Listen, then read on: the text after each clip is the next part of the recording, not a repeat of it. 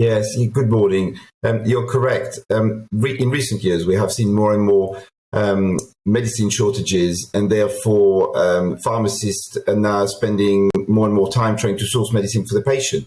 Ultimately, what this means is that patients have delay in getting the medicines. They can also experience delays in ordering the prescriptions. It wastes doctors' time. It wastes pharmacists' time. And we're not talking about common medicines, medicine that many elderly patients takes, the vulnerable takes, antidepressants, painkillers, HRT medication we've heard about. And it's making the life of many patients an absolute misery. Olivier, why are we seeing this shortage of medicines? Yeah, I mean, that's an excellent question. And there will be a combination of factors. There could just be an increase in world demand for a product. It could be seasonal. It could also be some manufacturing issues, which means that there may be delay in importing the medication, manufacturing from abroad that are let down and therefore create more delays. And not Brexit on its own, not COVID on its own, but a combination of factors. What happens is it often the community pharmacist who is on the front line, which is being accused by the patient for not supplying medicine when very often it is completely out of our control.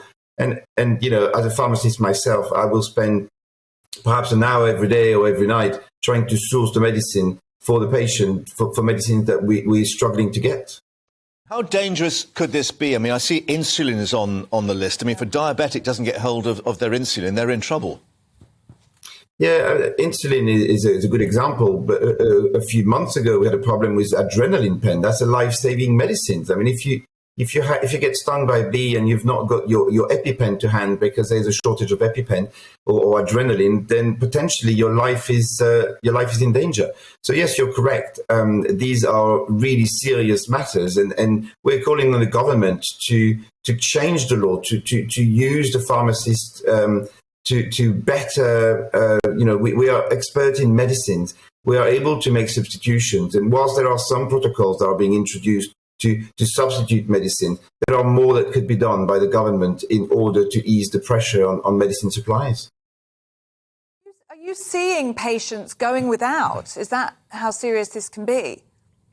Yeah, I mean, I'll give you a very good example. We supply a couple of nursing homes with elderly patients, and they take a very common drug for osteoporosis called alendronic acid, which we haven't been able to get for a number of weeks, maybe 3 weeks or so. Some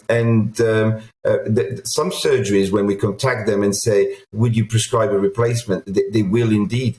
Other surgeries have replied and said the patient will have to go without until you can get it, just simply because there is either no alternative or the alternative is more expensive.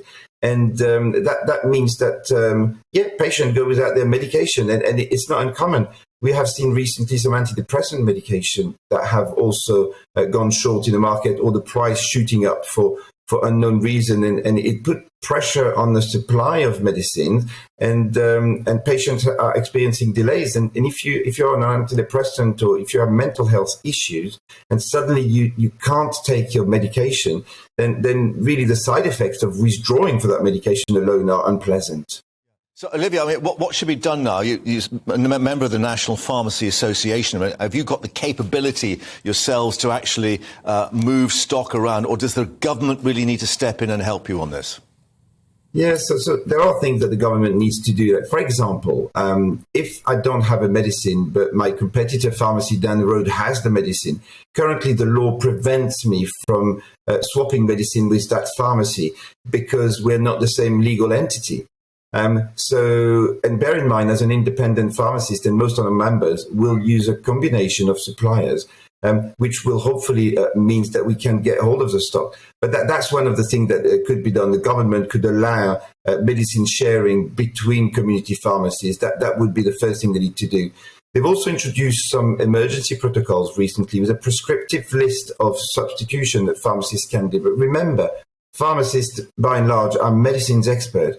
We have it within our grasp to substitute medication without going to a GP. And I go back to the example of the alendronic acid, where when I contact the surgery, basically the surgery is saying, what do you have in stock? and then they prescribe it. Now, if the doctor is acting on my recommendation, why do I have to go back to the surgery? It's a waste of the doctor's time. It's a waste of my time. And ultimately, the patient is the one that will be most at risk.